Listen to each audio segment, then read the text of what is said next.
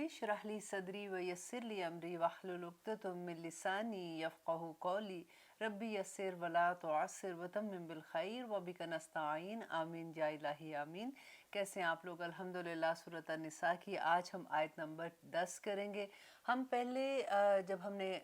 Last programme में सूरत अन-निसा को start किया था तो हम पढ़ रहे थे कि अल्लाह सुब्हाना ताला यतीमों के बारे में जो अहकामात दे रहे हैं उसकी हमने डिटेल सारी पढ़ी थी। और इतनी खूबसूरत बात अल्लाह सुब्हाना ताला ने कही कि वो लोग जो यतीमों के हकदार हो जाते हैं ना, जैसे अगर जब वो यतीम हो जाते हैं बच्चे तो उनके जो वली हो जाते हैं उनको अल्लाह सुब्हाना ताला कह रहे थे कि अगर तुम ये सोचो कि तुम्हारे बच्चे हैं, अगर तुम ऐसी सिचुएशन में आते हो और तुम्हारे बच्चे अभी कमज़ोर हैं, वो छोटे हैं, तो तुम उनके बारे में क्या सोचते हो कि उनके साथ पीछे जो लोग रह जाएंगे वो क्या सलूक करें। तो आज जब तुम उनके साथ ऐसा मामला कर रहे हो तो तुम भी रहम का मामला करो, और अगर तुम ऐसे नहीं करोगे तो फिर अब आगे देखिए आयत नंबर 10 में अल्लाह सुब्हानहू तआला कह रहे हैं कि इन्नल्लज़ीना, बेशक वो लोग जो यअकुलूना खाते हैं अमवालल यतामा, माल यतीमों के जुल्म करते हुए, इन्नमा बेशक वो यअकुलूना वो खाते हैं फी बतूनिहिम अपनी पेटों में नारा आग को, बेशक उनके पेटों में आग होगी, वसयस्लौना और वो अनकरीब जलेंगे साईरा आग के अंदर। तो यहाँ पे अल्लाह सुब्हानहू ताला उनकी सज़ा के बारे में बता रहे हैं कि नबी सल्लल्लाहु अलैहि वसल्लम ने कहा कि यतीम का माल खाने वाला क़यामत के रोज़ कब्रों से ऐसे उठेगा कि इसके मुंह, कान, नथनों और रुएं रुएं से आग के शोले निकल रहे होंगे, और जो लोग उनको देख रहे होंगे वो दूर से देख के उनको पहचान जाएंगे कि ये वो लोग हैं जो यतीम का माल खाते थे। तो ये बड़ी सोचने वाली बात है, क्योंकि यूजुअली क्या होता है कि देखिए हमारी हर एक की ज़िंदगियों में कोई ना कोई मामला ऐसा आता है, क्योंकि ज़िंदगी और मौत तो साथ लगी हुई है। हमने बहुत से लोगों को अपनी ज़िंदगी में जाते देखा, बहुत से लोगों को हमारे बाद भी जाना है, हम लोगों ने भी इस दुनिया से जाना है। तो अल्लाह सुब्हाना ताला ने जो कानून वरासत दिया है उसमें एक एक का नाम लेके, देखिए जब मैं पढ़ी थी ये आयत तो मुझे यूँ लग रहा था कि देखें जैसे अल्लाह सुब्हाना ताला इंशाल्लाह जो आयत नंबर 11 अब हम करेंगे कि जिस तरह से डिवीजन का अल्लाह सुब्हाना ताला ने एक एक नाम लेके बताया। जब हम सूरत नूर पढ़ते हैं उसके अंदर भी इसी तरह से कि जब अल्लाह सुब्हाना ताला रिश्तों के बारे में बता रहे थे कि महरम रिश्ते कौन है, तो अल्लाह सुब्हाना ताला ने ऐसे नहीं कहा कि ठीक है ये तुम्हारे महरम रिश्ते हैं, बस ठीक है इनके साथ तुमने अब इस तरह का इनके साथ निकाह नहीं हो सकता, या इनके साथ तुम पर्दे के किस हालत में होगे, जब तुम बाहर जाते हो तो तुमने क्या करना है। अल्लाह सुब्हाना ताला ने एक एक नाम, आप सूरत नूर पढ़ के देखिएगा, एक एक नाम लेके जैसे बताया कि देखो अगर तुम ऐसे करोगे तो ये रिश्ते हैं जिनके साथ तुम ऐसे रह सकते हो। और फिर घर में रहने वाले जो महरम रिश्ते हैं इनके साथ बताया कि जब तुम घरों में रहते हो तो तुमने किस तरह से अपनी ओढ़नियाँ जो है वो अपने सीनों पे डाल लो। अब ओढ़नियाँ तो गायब ही हो जाती हैं अल्हम्दुलिल्लाह। वो तो जब हम देखते हैं कि क्या अल्लाह का कानून क्या कहता है, कुरान हमें क्या कहता है और हम क्या कह रहे हैं, ये तो वो रिश्ते थे जो महरम थे उनके लिए है। जब सूरत अहज़ाब के अंदर दूसरी आयत आती है जिसमें जब औरत घर से बाहर जाती है, जब वो गैर महरम के साथ सामने जाती है तो उसको कैसे होना चाहिए उसकी सारी डिटेल है। बस अल्लाह से वही दुआ में बार बार ये कहती हूँ कि अल्लाह सुब्हाना ताला जो हम आयत पढ़ रहे हैं उस पे हमें अमल करने वाला बना दे। अब यहाँ पे जो अगली आयत है उसके हिस्सों के बारे में जैसे बात हो रही है, तो उससे पहले मैं आपको ये बता दूं, थोड़ा सा आपको अंदाज़ा होगा कि उस ज़माने का कल्चर क्या था। क्योंकि ज़माने जahलियत में क्या था कि औरत का एक्चुअली कोई हिस्सा नहीं होता था जायदाद में, उसको कोई अहमियत नहीं दी जाती थी। यहाँ तक हाल होता था कि जैसे अगर किसी का खामन फौत हो जाता था तो सबसे पहले जो ख़ानदान के फैमिली में से या खामन के दोस्तों में से या कोई भी उस औरत के सर पे जो सबसे पहले अपनी चादर डाल देता था वो उसकी मलकियत हो जाती थी। अब वो चाहे तो उससे निकाह करे, चाहे तो सारी उम्र उसको वैसे ही बिठाए रखे, उसका कोई इख्तियार नहीं होता था, यहाँ तक कि उसके माँ बाप, उसके भाई या कोई भी उसके लिए कोई कुछ नहीं कर सकता था। हाँ, अनलेस के वो फौत हो गया ऐसी सूरत में कि कभी लोगों को नहीं पता चला और वो अपने मेके जाके उसने वहाँ पे पनाह ले ली, तो तब कोई कुछ नहीं कर सकता था। तो दौलत में तो जो छोड़ के गया बंदा उसमें तो बहुत दूर की बात है कि उसको कोई हिस्सा भी मिलता, ना बेटियों को हिस्सा मिलता था, ना बीवियों को हिस्सा मिलता था। तो ये पहली दफ़ा ऐसा था کہ وراثت کا قانون آ رہا تھا، باقاعدہ اللہ سبحانہ تعالیٰ اس کے بارے میں بتا رہے تھے۔ اب وہ لوگ جن کو یہ شک ہوتا ہے نا، کئی دفعہ یہی کہتے ہیں کہ یہ کیا بات ہوئی، اب یہ کہ آدمی کا زیادہ حصہ اور عورت کا کم حصہ، ہم تو بیٹیوں کو بھی ویسے ہی سمجھتے ہیں، بیٹوں کو بھی ویسے ہی سمجھتے ہیں۔ ان کے لیے آج کا یہ پروگرام سننا بہت ضروری ہے، کیونکہ دیکھیں جو حکم اللہ سبحانہ تعالیٰ نے بنا دیا، دے دیا، اس کو ہم بدل نہیں سکتے ہیں۔ ہم اپنی مرضی سے نہیں کہہ سکتے کہ نہیں میں تو اپنی میں تو بیٹا بیٹی کو ہاں زندہ جب آپ ہیں اور آپ اس وقت جو بھی فیصلہ کریں اپنے بالکل برابر کا کرنا ہے، بیٹے کے ساتھ اور بیٹی کے ساتھ معاملہ آپ کا برابر کا ہوتا ہے، لیکن مرنے کے بعد جو اللہ سبحانہ تعالیٰ نے جیسے جیسے قانون وراثت دیا اسی طرح سے کرنے کا حکم ہے۔ اگر ہم نہیں کریں گے تو یہ ظلم کریں گے اپنے اوپر، کیونکہ اس کی بہت بڑی سزا ہے۔ اور یہ یوزلی کیا ہوتا ہے کہ ہمیں لوگوں کو اس کا علم نہیں ہوتا، اور اسپیشلی وہ لوگ جو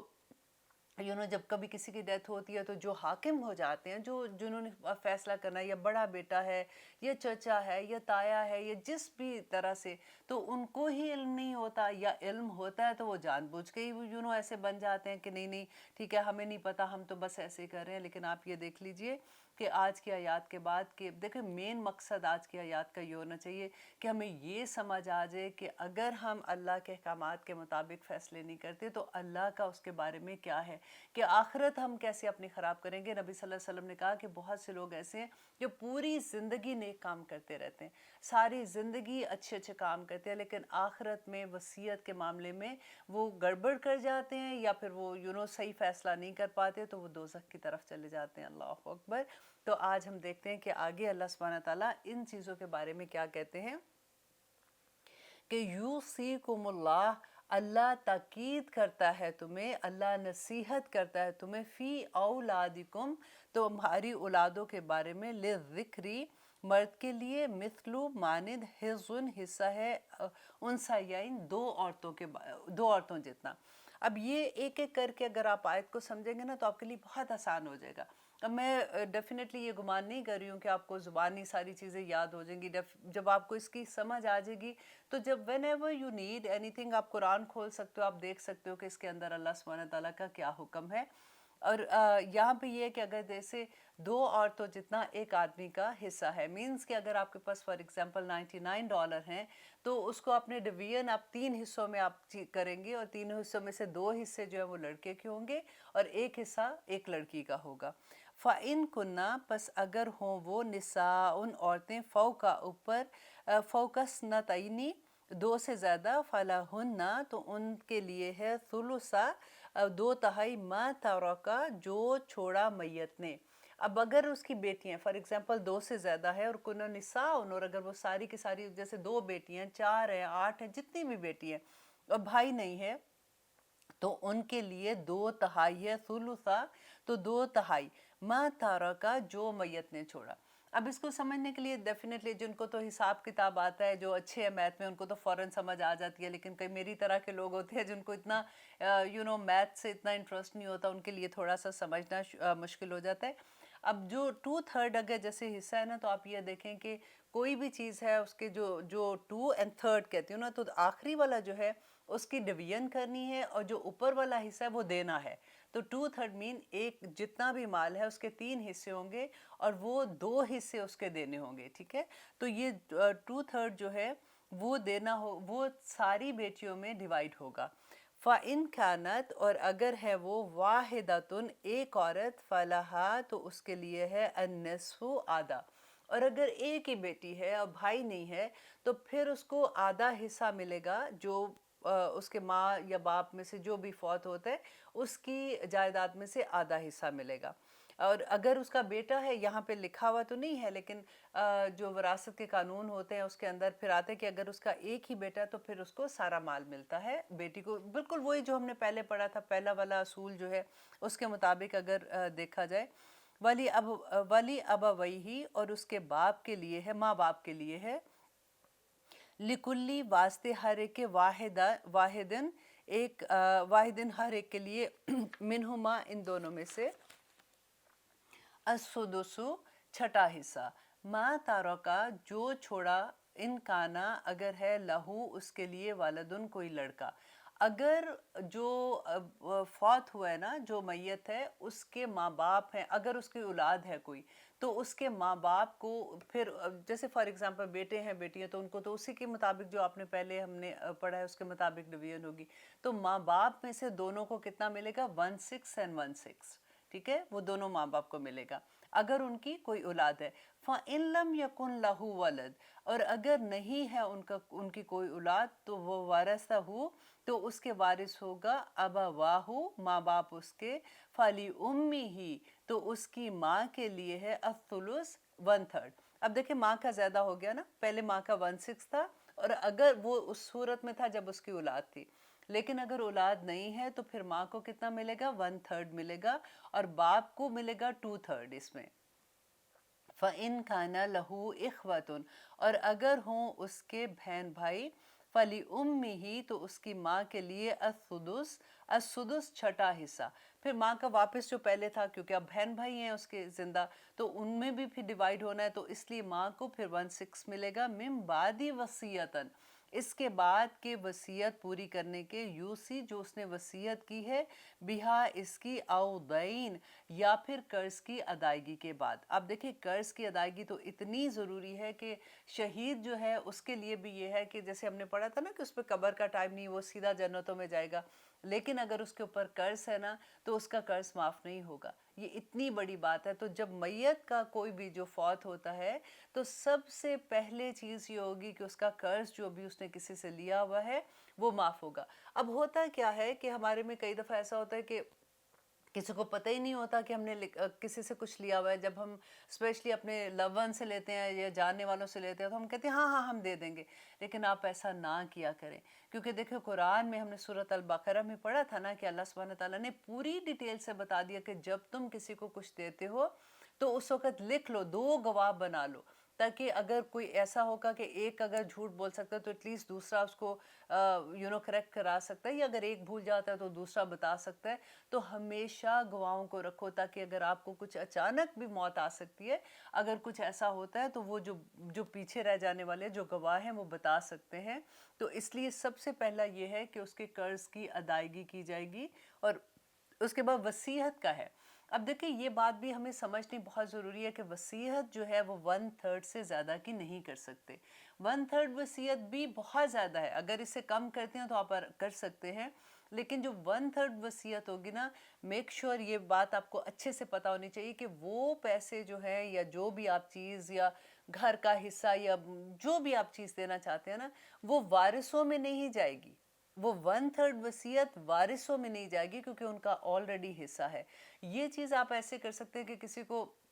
ایسے رشتہ دار ہیں جو آپ کے وارثوں میں سے نہیں تھے اور غریب ہیں، آپ ان کی ہیلپ کے لیے کہہ سکتے ہیں، یا پھر صدقہ جاریہ کے لیے کہہ سکتے ہیں. لیکن آپ 1/3 سے زیادہ وصیت نہیں کر سکتے. ٹھیک ہے، یہ اچھے سے ساروں کو سمجھ آنی چاہیے بات. وصیت آپ صرف یہ کر سکتے ہیں کہ جو اللہ کے قانون کے مطابق ڈویژن ہے ویسے ہی ہوگی، یہ وصیت ہوگی. اور 1/3 کی آپ کہہ سکتے ہیں کہ اگر آپ کا دل چاہے، اگر نہ بھی کریں تو اس میں کوئی گناہ نہیں ہے، یہ ضروری نہیں ہے. تو یہ آپ یہ پوائنٹ آپ کا انشاءاللہ ہمیں سمجھ آ جائے گی. اور پھر جب اس کی اہمیت سمجھ آئے گی تو پھر ہمیں اور بھی ڈر لگے گا، کیونکہ یوزلی لوگ کہتے ہیں کہ نہیں جی میں نے تو اپنی بیٹی کو اتنا دینا ہے. اور کئی دفعہ دیکھیں یہ بھی دماغ میں آتا ہے کہ نہیں میرا تو، میں کیونکہ ایک جیسا، میری تو بیٹی بھی ویسے ہی ہے جیسے میرا بیٹا ہے، تو میں نے اتنا بیٹی کو دینا ہے. اور دیکھیں میری ماں جو تھی اس نے تو وہ میری دکھ سکھ کے ساتھ ہی تھی، اس کی ضرورت بھی ہے تو اتنا میں ماں کو دوں گی. باپ تو فار ایگزامپل میرا تو اس نے کبھی اتنی پرواہ نہیں کی، چلو اس کو بھی میں اتنا دے دوں گی. آپ اپنی مرضی سے کچھ نہیں حصہ کر سکتے. جو انسان کے فوت ہونے کے بعد اس کی وصیت اللہ سبحانہ تعالیٰ نے بتا دی ہے. آج غور سے آپ یہ دیکھ لیں، اگر آپ کو بھول بھی جاتا ہے، صرف 2 آیات ہیں، آپ ان کو کھول کے سمجھیں گے تو آپ کو اچھے سے سمجھ آ جائے گی کہ اللہ سبحانہ تعالیٰ نے اس ڈویژن میں کوئی ایسی کمی نہیں چھوڑی ہے. وہ جو حصے جس رشتے کے جیسے ہیں، اور رشتے کون سے ہیں. دیکھیں وصیت آپ کس کے بارے میں، جو مین آپ دیکھیں ٹری، آپ دیکھیں جیسے اس کی جڑیں ہیں وہ ماں باپ ہیں. پھر تنا جیسے ہوتا ہے اس کا وہ بنا ہوتا ہے، تو وہ آپ سمجھے کہ وہ ہے جیسے ہسبینڈ اینڈ وائف ہے، یا جو بھی جو فوت ہو رہا ہے بندہ، آدمی ہے یا عورت ہے وہ ہے، تو اوپر جو اس کے سارے وہ پتے اور شاخیں لگی ہوئی ہیں نا وہ اس کے بچے ہیں. تو ڈویژن صرف انہی کے اندر ہے. اگر ان میں سے کوئی نہیں ہوتا یا کچھ ہے تو پھر یہ دوسرے رشتوں میں جائے گی، اور انشاءاللہ وہ بھی آج ہم پڑھیں گے کہ کیسے ڈویژن اس کی بھی ہوتی ہے۔ لیکن اس بات کو اچھے سے سمجھنا ہوگا کہ یہ اللہ کا حکم ہے، جیسے نماز اللہ کے فرض کیا ہوا ہے، نماز روزہ حج زکوٰۃ فرض ہے نا، اسی طرح سے وراثت کا قانون بھی اللہ کے حکم میں ہے، اور اس کو جو نہیں کرے گا اس طرح سے اس کی سزا بھی آگے اللہ سبحانہ تعالیٰ نے بتا دی ہے۔ اب لیتے ہیں ایک چھوٹی سی بریک، انشاءاللہ دیکھتے ہیں کہ آگے اللہ سبحانہ تعالیٰ ہمیں کیا فرما رہے ہیں۔ الحمدللہ ہم کریں آیت نمبر 11، جس میں پہلے آپ کو یہی بتا رہی تھی کہ جیسے ہم خود سے فیصلہ نہیں کر سکتے کہ یہ زیادہ حقدار ہے یا یہ نہیں ہے، کیونکہ آگے دیکھیے اللہ سبحانہ تعالیٰ کہہ رہے ہیں کہ آباؤکم تمہارے باپ، و ابناؤکم اور تمہارے بیٹے، لا تدرون نہیں تم جانتے، ایہم ان میں سے کون، اقربو زیادہ قریب ہے، لکم تمہارے لیے، نفع میں، کہ تم نہیں جانتے کہ ان میں سے زیادہ تمہارے لیے بہتر کون ہے کون نہیں، تو فریضۃ من اللہ، یہ اللہ کی طرف سے فرض کر دیا گیا ہے۔ ان اللہ بے شک اللہ، کانا ہے، علیم بہت علم رکھنے والا، حکیمہ اور بہت جاننے والا، حکمت والا۔ دیکھیں حکمت اس انجام اس کو کہتے ہیں کہ جس کو انجام تک کا علم ہوگا تو اس کے مطابق وہ فیصلہ کرے گا کہ کون سا بہتر ہے۔ تو یہاں پہ اللہ سبحانہ تعالیٰ اپنی جو صفت لے کے آئے ہیں اتنی خوبصورت ہے کہ نمبر 1 وہ علیم جاننے والا ہے، وہ جانتا ہے کہ کیا چیز ٹھیک ہے تمہارے لیے کیا نہیں، اور وہ حکمت بھی اس بات کی رکھتا ہے کہ جو تم فیصلہ کر رہے ہو، جو اللہ سبحانہ تعالیٰ نے تمہارے کیونکہ دیکھیں اللہ سبحانہ تعالیٰ بار بار کیا کہتے ہیں کہ وہ رزق جو میں نے تمہیں دیا، رائٹ، یہ اللہ کی امانت ہے، وہ اللہ، انسان اپنی زندگی میں اس کو جیسے بھی خرچ کرتا ہے اس کا بھی حساب دینا پڑے گا۔ ایسا نہیں ہے کہ ہم اپنی مرضی سے جو بھی کریں اور اس کی کوئی پوچھ گچھ نہیں ہوگی، یہ تو اللہ کا بڑا کرم ہوتا ہے کہ جس کو اللہ سبحانہ تعالیٰ اتنا نواز دے کہ وہ کسی کے آگے ہاتھ نہ پھیلائے، اور اگر اس سے زیادہ ملتا ہے تو اللہ سبحانہ تعالیٰ کی اتنی بڑی اس کے اوپر کرم ہوتا ہے، اور اس کا حساب بھی پھر اتنا ہی بڑا ہوتا ہے۔ تو وہ جب انسان چلا جاتا ہے جس کو اللہ سبحانہ تعالیٰ نے رزق دیا ہوتا ہے، تو پھر اس کی ڈویژن بھی اللہ سبحانہ تعالیٰ نے خود ہی کر کے بتا دیا کہ یہ ہوگا۔ اور آگے دیکھیے کہ اللہ سبحانہ تعالیٰ آیت نمبر 12 میں کیا کہتے ہیں کہ وَلَكُمْ اور تمہارے لیے ہے، نصف آدھا، ما جو تارکا جو چھوڑا، ازواجکم تمہاری بیویوں نے، علم اگر نہ ہو، یکن ان کے لیے، لہنا یکن ہو، لہنا ان کے لیے، والدن کوئی اولاد۔ تو اگر کسی کی بیوی فوت ہو رہی ہے تو اس کے بارے میں یہ ہے کہ اگر بیوی فوت ہو رہی ہے اور اس کی کوئی اولاد نہیں ہے، مطلب اگر بیوی کی پہلی بھی، اگر میاں سے اگر نہیں ہے، تو کئی دفعہ ایسا ہوتا ہے نا کہ شادی ہوئی ہے تو وہ لڑکی کی پہلے سے اولاد ہے، تو اس کے بارے میں یہ ہے کہ اگر اس کی کسی بھی خاوند سے کوئی اولاد نہیں ہے تو پھر ہسبینڈ کو آدھا ملے گا بیوی کے پیسوں میں سے۔ فَإِن كَانَ اور اگر ہے، لَهُنَّ ان کے لیے، وَلَدٌ کوئی بھی اولاد اگر اس کی ہے، تو فَلَكُمْ تو تمہارے لیے، الرُّبُعُ چوتھا حصہ، مما اس میں سے جو ترکنا وہ چھوڑ جائے، من بعد وصیتاً وصیت کے بعد، یوصینا وہ عورت جو وصیت کرے، بہا جس کی، او دین یا پھر قرض کی ادائیگی۔ تو دیکھیں اس میں پھر وہی بات ہے کہ عورت پہ بھی قرض ہو سکتا ہے، عورت کے پاس بھی مال ہو سکتا ہے، تو یہ اس کے بارے میں اللہ سبحانہ تعالیٰ کہتے ہیں کہ اگر اس کا کوئی بیٹا ہے یا اس کی بیٹی ہے یا اس کی کوئی بھی اولاد ہے تو پھر ہسبینڈ کو چوتھا حصہ، 1/4 ملے گا۔ تو وَلَهُنَّ اور ان عورتوں کے لیے ہے، اور پھر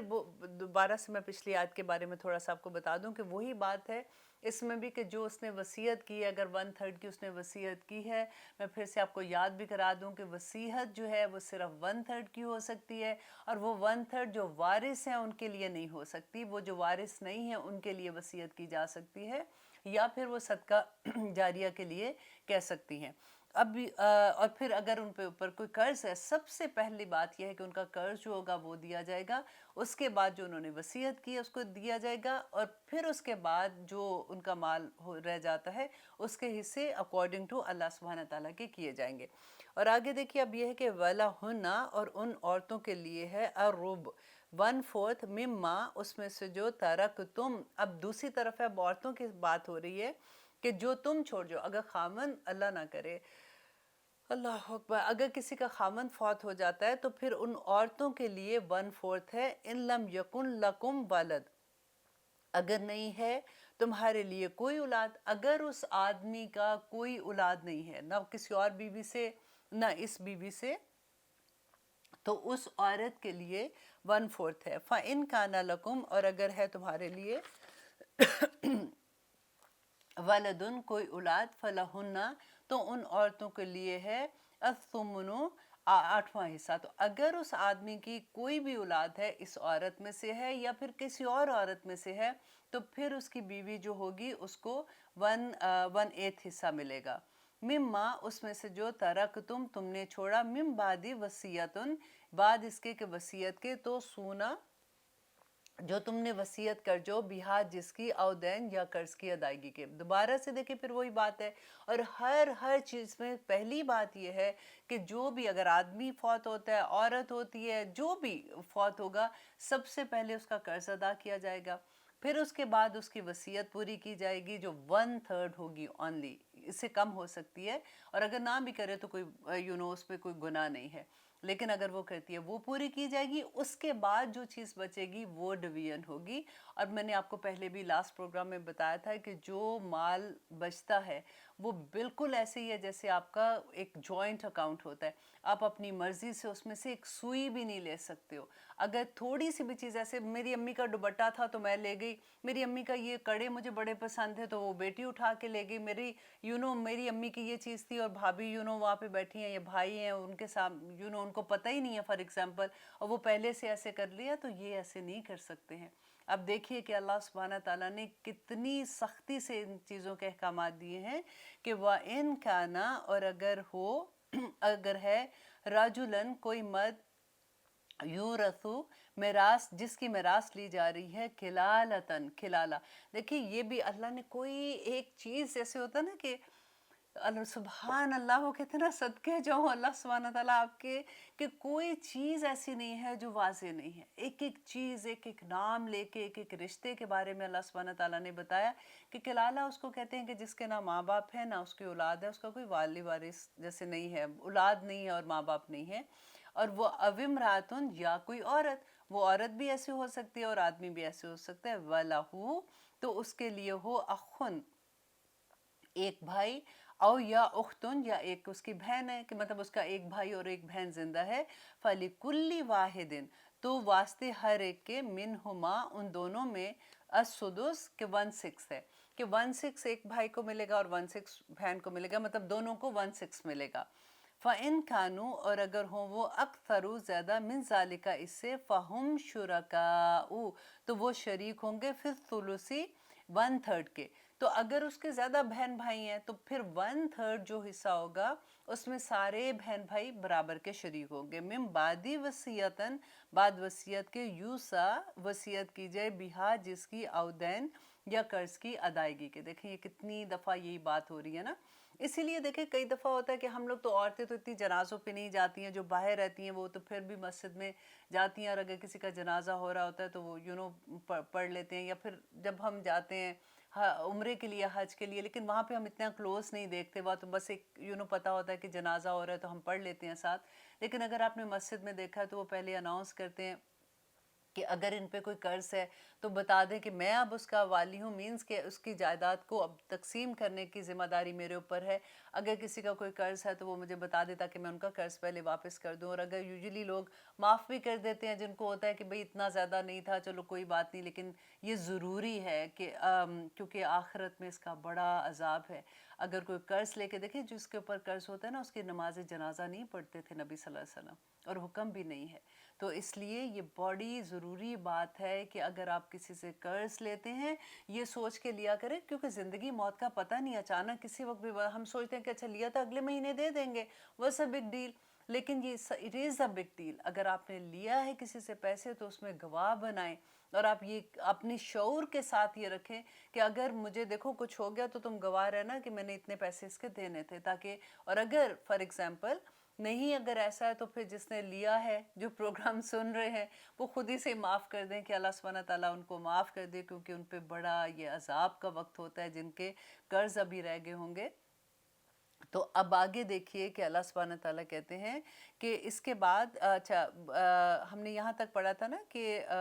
اس کا اگر بھائی اور ہے تو اس کو جو اگر باقی جتنے بھی بہن بھائی رہ گئے تو ان میں 1/6 ہوگا، اور جو باقی سارے رہ گئے 1/3 ساروں میں برابر کا تقسیم ہوگا. اور آگے اللہ سبحانہ تعالیٰ کہہ رہے ہیں اسی آیت میں، آیت نمبر 12 میں، کہ غیر مضارن،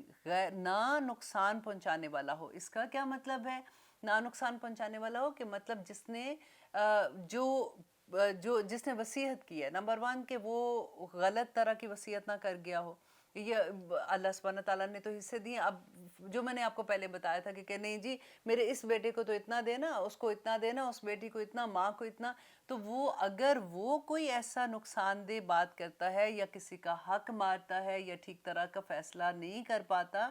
تو پھر اس کے بارے میں اللہ سبحانہ تعالیٰ کہتے ہیں کہ وہ جو بعد کے لوگ ہیں نا، جو اس کی فیملی میں سمجھدار ہیں، دین کو جاننے والے ہیں، وہ اس کی وصیت بدل سکتے ہیں کہ یہ اس نے غلط فیصلہ کیا، کیونکہ حقوق اللہ سبحانہ تعالیٰ نے جو حق دیے ہوئے وہ آپ ایسے نہیں لے سکتے۔ اور دیکھیں پھر اللہ سبحانہ تعالیٰ اس کے بعد کیا کہتے ہیں کہ اگر اس نے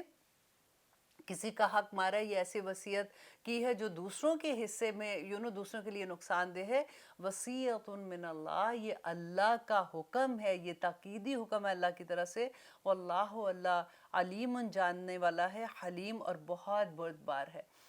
تِلْکَ حدود اللہ، یہ اللہ کی حدود ہیں۔ ایسا نہیں ہے کہ تم اللہ کی، دیکھیں اللہ سبحانہ تعالیٰ ڈراتے ہیں نا جیسے اپنے آپ سے کہ یہ اللہ کی حدود ہیں۔ وَمَنْ يُطِيعُ اللَّهَ، بس جو کوئی اطاعت کرے گا اللہ کی، وَرَسُولَهُ، اور اس کے رسول کی، يُدْخِلْهُ، تو وہ داخل کرے گا اسے، جنات، باغات میں، تجری، بہتی ہیں، من تحتها، جس کے نیچے، الانہار، نہریں، خالدین فیہا، اور وہ ہمیشہ اس میں رہیں گے۔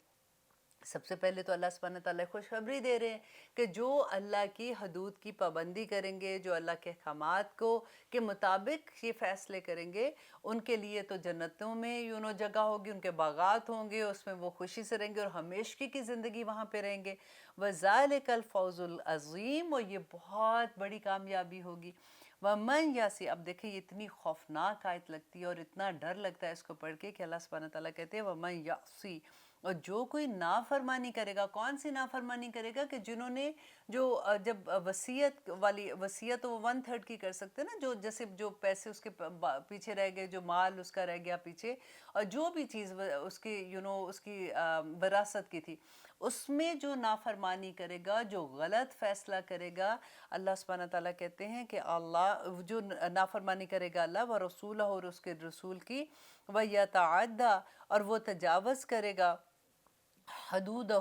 اس کے حدود سے، یدخلہ نارا، تو وہ داخل کرے گا، کون؟ اللہ اس کو داخل کرے گا آگ میں، خالدن فیہا، اور وہ ہمیشہ اس آگ میں جلے گا، وَلَہُ، اور اس کے لیے، عذاب، عذاب، مہین، ذلیل کر دینے والا، رسوا کر دینے والا عذاب ہوگا۔ اللہ اکبر، ربنا لا تجعلنا منہم، کیونکہ یہ دیکھیں ایسی چیز ہے جس میں بڑی ناانصافی ہو جاتی ہے۔ آپ دیکھیں کہ آپ میں سے جتنے لوگ بھی پروگرام سن رہے ہوں گے، انہوں نے کہیں نہ کہیں ضرور یہ دیکھا ہوگا، بلکہ کئی دفعہ تو اپنے اوپر ہی گزرا ہوتا ہے۔ میں نے جس سے بھی جب بات کرتی ہوں تو کئی دفعہ بچیاں بیچاری، یہ لڑکیاں کہتی ہیں کہ نہیں، وہ اگر ہم ایسے کرتے تو ہمارے بھائی ہم سے ناراض ہو جاتے، تو ہم نہیں چاہتے تھے کہ ہمارے بھائی ہم سے ناراض ہو جائے، ہم نے ویسے ہی اپنا حصہ چھوڑ دیا۔ آپ ایسے نہیں کر سکتے ہو۔ کاش یہ قرآن، اسی لیے اٹس ناٹ اونلی ہم لوگوں نے تو پتہ نہیں کیا سمجھ کے اس قرآن کو بند کر کے رکھ دیا ہوا ہے، یہ پورے سا وے آف لائف کہ ہم نے زندگی کیسے گزارنی ہے، ایسے ایسے فیصلے زندگی میں ایسے کر دیتے ہیں، اور یہ سمجھتے ہیں کہ کوئی دیکھنے والا نہیں ہے۔ اللہ سبحانہ تعالیٰ کیا معاف کر دیں گے ایسے؟ یہ کوئی چھوٹے فیصلے نہیں ہیں۔ جو بھی حاکم ہوگا نا، جو بھی فوت ہوتا ہے، اس کے بعد جو نیکسٹ اس کا ولی ہوگا، جو اس کے فیصلے کرنے والا، آپ دیکھیں کس طرح سے اللہ سبحانہ تعالیٰ نے یتیموں کے بارے میں حکم دیا، کیسے ان عورتوں کے بارے میں کہ جو رہ جاتی ہیں، ان عورتوں کے بارے میں وہ کیا، مطلب ان کا کیسے حصہ ہے، ماں باپ کا کیسے، بہن بھائیوں کا کیسے، ہر ایک رشتے کے بارے میں اللہ سبحانہ تعالیٰ نے کیسے گائیڈنس دی ہے۔ اللہ سبحانہ تعالیٰ سے دعا ہے کہ اللہ سبحانہ تعالیٰ ہمیں اس پہ عمل کرنے کی اور ان پہ ہمیں سمجھنے کی توفیق عطا کرے، آمین ثم آمین۔ اب آگے جو آیات آ رہی ہیں، سب سے پہلے میں تھوڑا سا آپ کو اس کے بارے میں بتا دوں کہ اس زمانے میں یہ پہلی دفعہ ایسا ہوا تھا کہ حد قائم ہو رہی تھی، کیونکہ باقاعدہ کوئی قانون نہیں ہوتا تھا، تو سب سے پہلے جیسے آپ نے دیکھا تھا، پہلے ہم پڑھ رہے تھے کہ شراب کے بارے میں بھی اللہ سبحانہ تعالیٰ نے جب حکم دیا تھا تو بڑی تدریجاً جیسے حکم دیتے ہیں کہ پہلے ایک حکم تھا، پھر دوسرا اور آخر میں بالکل منع کر دیا تھا. اسی طرح سے اللہ سبحانہ تعالیٰ نے، آپ دیکھیں قرآن کا طریقہ بھی یہی ہے کہ ایک دم سے کبھی بھی کوئی حکم نہیں آیا. پہلے اللہ سبحانہ تعالیٰ اس کے بارے میں بتاتے ہیں کہ یہ غلط بات ہے، ایسے نہیں کرو، اس طرح سے کرو گے تو یہ نقصان ہوگا، اور اگر کرو گے تو یہ ہوگا، اور پھر آخر میں اللہ سبحانہ تعالیٰ اس کو جن جن چیزوں کو بھی منع کیا ہے وہ تدریجاً منع کیا گیا ہے. اب یہاں پہ بات ہو رہی ہے کہ فحاشی کی. فحاشی مین وہ عورتیں جو زنا کرتی ہیں، ان کے بارے میں جو آیات آئی ہیں کہ کتنی کلیئر اللہ سبحانہ تعالیٰ نے بتایا ہے. انشاءاللہ ہم ایک چھوٹی سی بریک لے لیتے ہیں، اس کے بعد دیکھتے ہیں کہ اس کے بارے میں اللہ سبحانہ تعالیٰ کیا فرماتے ہیں. کیونکہ یوزلی ہم لوگوں کو یہ ہوتا ہے کہ جب ہم قرآن کے قانون کے بارے میں بات کرتے ہیں تو ہم ایسے ہی شرمندہ ہو رہے ہوتے ہیں کہ نہیں یہ تو اسلامک جو ہے قانون، یہ پتہ نہیں بڑے سخت ہیں، یہ ایسے ہیں. لیکن آپ دیکھیں گے کہ اس میں اللہ سبحانہ تعالیٰ کی محبت آپ کو نظر آئے گی کہ کیسے اللہ سبحانہ تعالیٰ نے گھروں کو بچانے کے لیے، کیونکہ گھر میں وہ جو اولاد پلتی ہے نا، ایک پوری نسل تیار ہوتی ہے، اس کی حفاظت کے لیے کس طرح سے ایک دائرے بنا دیے ہیں کہ ان حدود سے باہر نہ نکل سکیں، تاکہ وہاں کے گھر میں جو ٹیچرز ہیں، جو ماں باپ ہیں، جو ایک سکول ہے پورے کا پورا، ایک پوری دنیا ہوتی ہے بچوں کی نا، وہاں پہ جو پریزیڈنٹ ہے وائس پریزیڈنٹ ہے، وہ دونوں کو کس طرح سے رکھنا ہے اور کیسے وہ بچوں کو ایک ہیلتھی ایٹماسفیئر میں اپنے بچوں کو پال سکتے ہیں. اور جو لوگ ایسے کرتے ہیں، جب وہ برے کام کرتے ہیں، فحاشی کریں گے یا کچھ بھی کریں گے، اس گھر کے بچوں کے ساتھ پھر کیا ہوتا ہے، یا پھر وہ خود سے ایموشنلی کیسے جس تکلیف سے گزرتے ہیں. تو یہاں پہ آگے اس کی ڈیٹیل آ رہی ہے. انشاءاللہ ہم بریک لیتے ہیں، اس کے بعد دیکھتے ہیں کہ اللہ سبحانہ تعالیٰ کیا فرماتے ہیں. الحمدللہ ہم کر رہے ہیں آیت نمبر 15. اب دیکھیے کہ اللہ سبحانہ تعالیٰ آگے کیا کہہ رہے ہیں کہ واللاتی، اور وہ عورتیں جو یأتینا آئے الفاحشۃ، بے حیائی کے ساتھ، من نسائکم، تمہاری عورتوں میں سے، فاستشہدوا، تو گواہ مانگو، علیہن، ان پر، اربعۃ، 4، منکم، تم میں سے. اللہ اکبر. یہ آیت پڑھ کے مجھے اتنا اللہ سبحانہ تعالیٰ پہ پیار آ رہا تھا کہ دیکھیں اللہ سبحانہ تعالیٰ ایک طرف تو ڈراتے ہیں نا، جیسے کہ اگر دیکھو تم یہ کرو گے تو آخرت میں یہ ہوگا. بیسیکلی دیکھیں جب جو ڈراتا ہے نا، وہ یہ مقصد ہوتا ہے، جیسے ایک ماں اپنے بچے کو ڈراتی ہے تو وہ کیا چاہتی ہے کہ کسی طرح سے اپنے بچے کو بچا لے، کسی طرح سے اس کو برائی سے بچا لے. تو بالکل وہی محبت اللہ سبحانہ تعالیٰ کی اس میں ہے کہ اللہ سبحانہ تعالیٰ کہتے ہیں کہ ایون دو وہ عورت جو تمہاری عورتوں میں سے، مینس آدمیوں کو کہہ رہے ہیں کہ تمہاری عورتوں میں سے جو فحاشی کرتی ہیں، کوئی ایسے زنا کر رہی ہیں، تو اس میں عورت جو ہے وہ، اس کے لیے اللہ سبحانہ تعالیٰ کہہ رہے ہیں 4 گواہ لے کے آؤ. ان کو 4 گواہ لے کے آؤ. دیکھیں ایسے کام جب کوئی کر رہا ہوتا ہے تو گواہ کدھر ہوتے ہیں، انلیس کہ وہ بالکل بے حیائی کے ساتھ کہ اس کو یہ ہو کہ آئی ڈونٹ کیئر کہ میں کیا کر رہی ہوں، اور وہ ساروں کے سامنے، اللہ نہ کرے کہ ایسی چیزیں جب ہو رہی ہوتی ہیں تو وہ ایک اور بات ہے. یہاں پہ یہ دیکھیے آپ اللہ سبحانہ تعالیٰ کی محبت کی انتہا دیکھیے کہ 4 گواہ مانگتے ہیں. اور پھر یہ کہتے ہیں، نبی صلی اللہ علیہ وسلم نے کہا کہ اگر 4 گواہ ہے نا، اگر ان میں سے فار ایگزامپل 3 لوگ آ جاتے ہیں، وہ کہتے ہیں کہ جی ہم نے یہ کرتے ہوئے تمہاری بیوی کو دیکھا تھا، لیکن ابھی ایک گواہ نہیں ہے ان کے پاس، تو حکم کیا ہے کہ پھر ان 3 جو گواہ ہیں نا، ان کو کوڑے مارو. اللہ کا سورۃ نور میں اس کے بعد، کیونکہ یہ آیت جو ہے نا وہ بعد میں منسوخ ہو گئی تھی، اور اس کے بعد سورۃ نور کا جب حکم آ گیا تھا تو پھر فوراً ہی اس پہ عمل نبی صلی اللہ علیہ وسلم کی زندگی میں، صحابہ کی زندگی میں پھر اس پہ عمل ہوا تھا. تو یہاں پہ صرف بتانے کا یہ مطلب ہے کہ دیکھیں پھر بھی اللہ سبحانہ تعالیٰ کیا ہوتا ہے کہ میں جیسے قرآن کو، یہ میری انڈرسٹینڈنگ ہے، میں ایسا نہیں ہے کہ میں اب فورس کر رہی ہوں کسی کو اس کو کے لینے کے لیے، لیکن میں یہ کہتی ہوں کہ دیکھیں میں پورا قرآن جب پڑھتی ہوں نا تو مجھے یہ لگتا ہے کہ اللہ سبحانہ تعالیٰ تو ہر جگہ انسان سے جہاں غلطی ہوتی ہے اللہ سبحانہ تعالیٰ اس کو سنبھالتے ہیں، کہتے کہ دیکھو تم توبہ کر لو، آگے نہیں کرنا، ایک دفعہ غلطی ہو گئی، شیطان نے تمہیں بہکا دیا تھا. اب دیکھیں یہ اتنی بڑی بات ہے کہ کون 4 گواہ اکٹھے ہوں گے، اور اگر 4 نہیں ہوتے، فار ایگزامپل 2 آ جاتے ہیں، تو اگر 2 آ کے کہتے ہیں کہ کہا ہے، تو ان دونوں کو یہ ڈر ہوگا کہ اگر 4 نہیں پورے ہوتے تو پھر ہمیں کوڑے لگیں گے. ان کو، اور اس کے بعد یہ کہتے ہیں کہ ان سے کبھی مشورہ بھی نہیں کرنا اور ان سے کبھی بات بھی نہیں کرنا. اتنی بڑی سزا ہے اگر 4 گواہ پورے نہیں ہوتے. اور آگے دیکھیے کہ اللہ سبحانہ تعالیٰ کہتے ہیں یہ منکم تم میں سے ارباتن منکم تم میں سے 4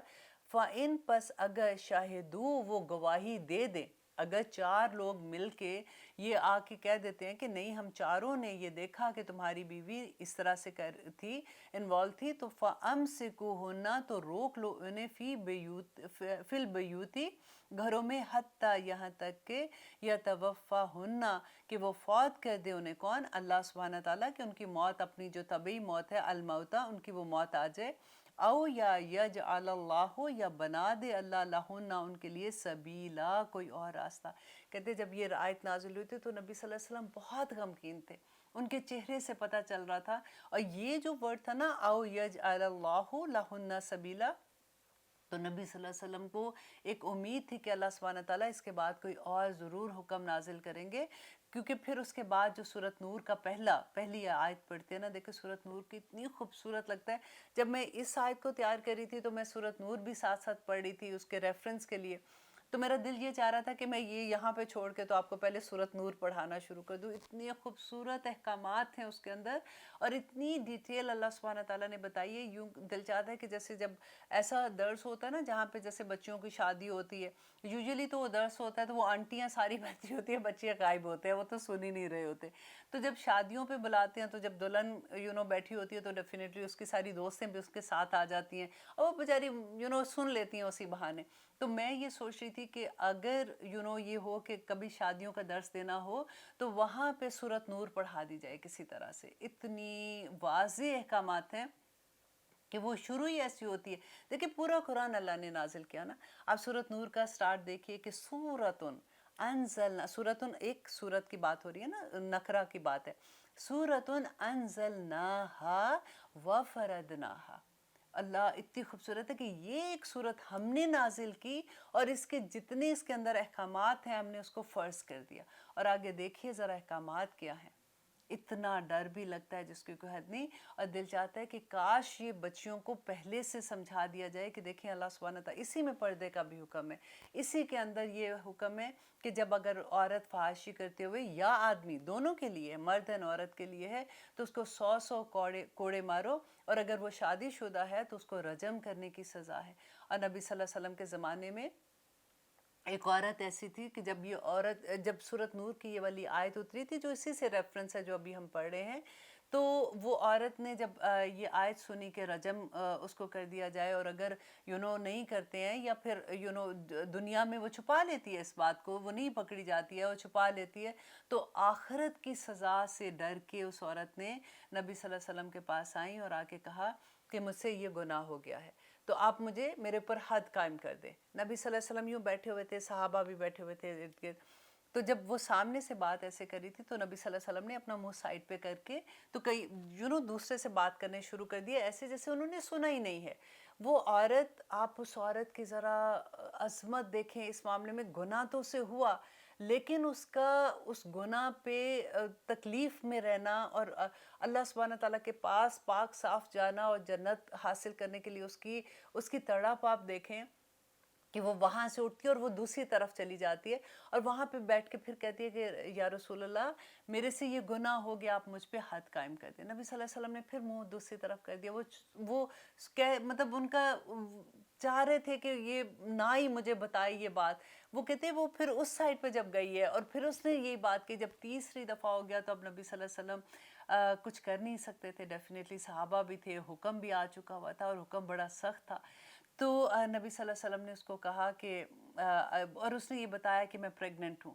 تو نبی صلی اللہ علیہ وسلم نے پھر کہا کہ اچھا دیکھو تم تو پریگننٹ ہو تو اس میں تو حکم لگ ہی نہیں سکتا نا، حد نہیں لگ سکتی، تمہارا جب بچہ ہو جائے گا تو تم پھر آنا. اب وہ عورت چلی جاتی ہے. اب دیکھیں کہ عورت چلی جاتی ہے 9 مہینے کے بعد جب اس کا بچہ پیدا ہوتا ہے تو وہ بچے سمیت پھر نبی صلی اللہ علیہ وسلم کے پاس آتی ہے. آ کے کہتی ہے کہ دیکھیں اب آپ نے مجھے کہا تھا یہ میرا بچہ پیدا ہو گیا، اب آپ مجھ پہ حد لگا دیں. نبی صلی اللہ علیہ وسلم اس کو دیکھتے ہیں،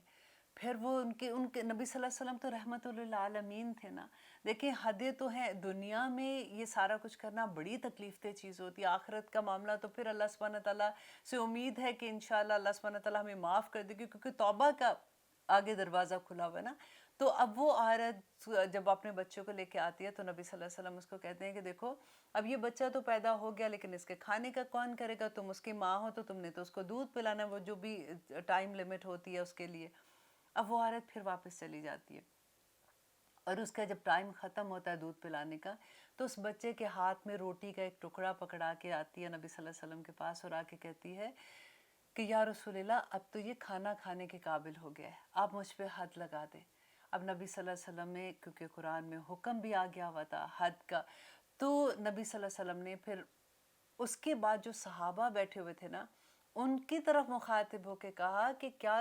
تم سارے یہ تمہیں لگتا ہے یہ عورت پاگل تو نہیں ہے؟ دیکھیے کیونکہ پاگل پہ یہ حد نہیں لگ سکتی ہے. تو نبی صلی اللہ علیہ وسلم نے ہر طرح سے کوشش کی اس عورت کو بچانے کی. تو سب نے جب یہ گواہی دی کہ یہ عورت پاگل نہیں ہے، یہ بالکل ٹھیک ہے، تو تب جا کے نبی صلی اللہ علیہ وسلم نے حکم دیا.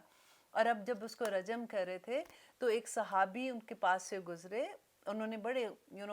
کپڑے صاف ستھرے کپڑے پہنے ہوئے تھے، تو ان کے خون کا چھیٹا جیسے ان کے کپڑوں پہ جا کے گرا. تو انہوں نے غصے سے اور تھوڑی نفرت سے کہا کہ اتنی بری عورت تھی اور اس کا خون میرے کپڑوں پہ لگا اور گندا ہو گیا. تو نبی صلی اللہ علیہ وسلم نے کہا کہ تم نے کیسی بات کہہ دی ہے، اس کی توبہ تو عرش پہ قبول ہو گئی ہے، آج تک اس زمین پہ، روئے زمین پہ آج تک کسی نے ایسی توبہ نہیں کی ہوگی. اللہ اکبر. اب دیکھیے کہ وہ لوگ کیسے لوگ تھے جن سے اگر غلطی ہو جاتی تھی تو پھر ان کو یہ تھا کہ اس دنیا میں ہم اس کی سزا بھگت لیں اور آخرت میں اللہ سبحانہ تعالیٰ کے پاس کسی طرح سے اس حالت میں چلے جائیں کہ اللہ ہمیں معاف کر دے اور ہم جنت کے حقدار بن جائیں. ہم تو کتنے نصیب والے ہیں کہ اللہ سبحانہ تعالیٰ نے توبہ کے دروازے کھول دیے ہیں. دنیا میں رہتے ہوئے آگے آئے گا وہ بھی سارا پورا چیپٹر اس کا بھی آئے گا کہ کیسے اللہ سبحانہ تعالیٰ کہتے ہیں کہ کن لوگوں کی توبہ قبول ہوتی ہے، کن کی توبہ قبول نہیں ہوتی. اللہ سبحانہ تعالیٰ کس طرح سے آخری وقت تک انتظار میں ہوتے ہیں کہ میرا بندہ کب میرے سے توبہ کرے گا. اور اللہ سے یہ ہم دعا کرتے ہیں کہ یا رب العالمین ہمارے لیے یہ ساری منزلیں آسان کر دے. آمین ثم آمین. اب آگے دیکھیے کہ آیت نمبر 16 میں اللہ سبحانہ تعالیٰ کیا فرما رہے ہیں کہ وَاللَّذَانِ اور وہ دو مرد یَأْتِیَانِہَا آئیں اس برائی کو منکم تم میں سے، فَآذُوهُمَا تو اذیت دونوں کو، فَإِن تابا پس اگر پھر وہ توبہ کر لیں. اب یہ دو آدمیوں کی بات ہو رہی ہے. اب اس میں صاحب جیسے تھوڑا سا ڈفرنس اوپینین بھی ہے. بعض نے کہا کہ یہ دو جو لوگ کہا گیا ہے یہ عورت اور مرد کے بارے میں کہا گیا، اور کچھ نے کہا کہ شادی شدہ اور غیر شادی شدہ کے لیے کہا گیا ہے، اور کچھ نے کہا کہ یہ دو آدمیوں کے بارے میں کہ اگر دو آدمی غلط ریلیشن شپ کے ساتھ ہیں تو اس کے بارے میں ہے کہ اگر وہ ایسے اگر وہ ایسا کام کرتے ہیں منکم تم میں سے تو اذیت دو ان دونوں کو. فَإِن تابا پس اگر وہ توبہ کر لیں، وَأَصْلَحَا اور اپنی اصلاح کر لیں، فَأَعْرِضُوا عَنْهُمَا تو اعراض کرو ان دونوں سے، کہ مطلب ان کو پھر چھوڑ دو. پھر بے شک اللہ کانا ہے تواب بہت زیادہ توبہ قبول کرنے والا، رحیم اور رحم کرنے والا. دیکھیے اب آپ جب بھی آج انشاءاللہ ہم قرآن کو پڑھتے جائیں گے، جہاں جہاں قانون اللہ سبحانہ تعالیٰ نے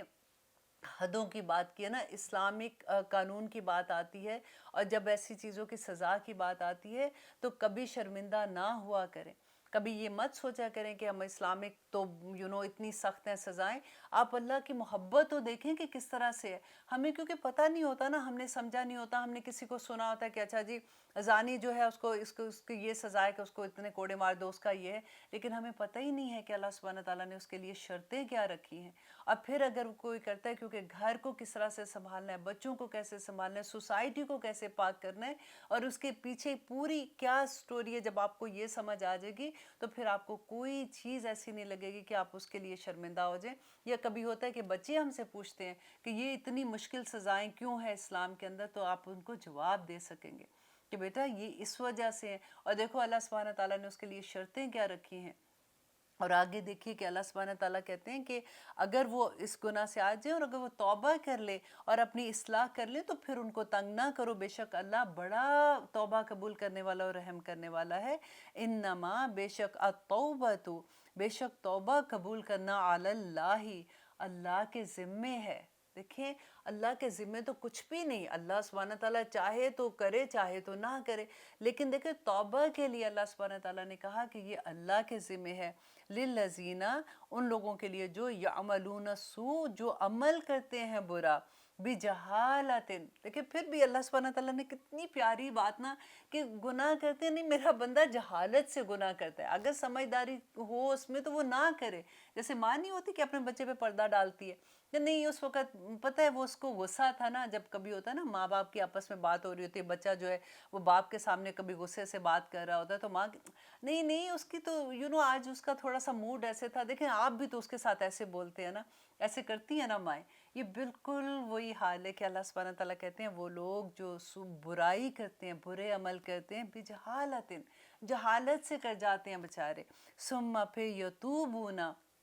وہ توبہ کر لیتے ہیں، من قریب فوراً ہی، جیسے ان کو احساس ہو جاتا ہے تو وہ پھر فوراً اللہ سے توبہ کرتے ہیں۔ فَأُولَئِكَ، تو یہی لوگ ہیں، یتوبو، مہربان ہوتا ہے اللہ علیہم ان پر، وَقَانَ اللَّهُ، اور ہے اللہ علیم، بہت زیادہ جاننے والا، حکیم، اور بہت حکمت والا ہے۔ اللہ جانتا ہے۔ دیکھیں اب انشاءاللہ اب پروگرام میں اتنا وقت نہیں رہا، نہیں تو آپ کو میں توبہ کے بارے میں بتاتی، بلکہ ابھی تھوڑا سا وقت میں آپ کو ایک حدیث سنا دیتی ہوں کہ نبی صلی اللہ علیہ وسلم نے فرمایا کہ جو شخص کثرت سے استغفار کرے تو اللہ اس کے ہر ایک رنج و غم کو دور کر دے گا، اور ہر تکلیف سے اسے نجات دے دے گا، اور اسے ایسی جگہ سے رزق دے گا کہ اسے گمان بھی نہیں ہوگا۔ دیکھیں نبی صلی اللہ علیہ وسلم 70 بار توبہ کرتے تھے، آپ کر کے دیکھیے۔ آپ جب اگر ہم جیسے پڑھتے ہیں استغفر اللہ ربی من کل ذنب اذنبتہ عمدا و خطا سرا و علانیۃ واتوب الیہ، یہ اتنی خوبصورت، یہ میرا خیال ہے 5واں کلمہ ہے نا، تو اگر آپ اس کا ترجمہ کبھی دیکھیے ایسے لگے گا آپ کو کہ یا اللہ یہی تو آپ سے کہنا چاہتی تھی، اب مجھے کبھی وہ ورڈز ہی نہیں ملے تھے کہ استغفر اللہ ربی من کل ذنب اذنبتہ عمدا او خطا سرن، یا اللہ میں نے جو غلطی سے کیا، میں نے چھپ کے کیا، میں نے اعلانیہ کیا، جو جس حالت میں بھی میں نے کیا ہے، یا اللہ میں آپ سے معافی مانگتی ہوں، آپ میرے گناہوں کو معاف کر دیں۔ لیکن نبی صلی اللہ علیہ وسلم نے کہا کہ وہ شخص جو اپنے بستر پہ جانے سے پہلے یہ پڑھ لیتا نا کہ استغفر اللہ ربی من کل ذنب، تو اللہ سبحانہ تعالیٰ اس کے گناہ معاف کر دیتا ہے۔ اور اس کے بعد نبی صلی اللہ علیہ وسلم نے کہا کہ استغفر اللہ العظیم الذی لا الہ الا هو الحی القیوم واتوب الیہ، استغفر اللہ ربی من کل ذنب، تو آپ پڑھتے ہیں نا جیسے میں نے آپ کو 5واں کلمہ بتایا، لیکن جب آپ اپنے بستر پہ جائیں گے تو آپ اگر یہ والا پڑھتے ہیں نا استغفر اللہ العظیم الذی لا الہ الا هو الحی القیوم واتوب الیہ، تو یہ 3 مرتبہ پڑھتا ہے، وہ نبی صلی اللہ علیہ وسلم نے کہا کہ اس کے گناہ سمندر کی جھاگ کے برابر بھی ہوں، یا ٹیلوں کی ریت کے برابر ہوں، یا جتنے دنیا میں درخت ہیں ان کے پتوں کے برابر ہوں، تو اللہ سبحانہ تعالیٰ اس کے گناہ بخش دے گا۔ الحمدللہ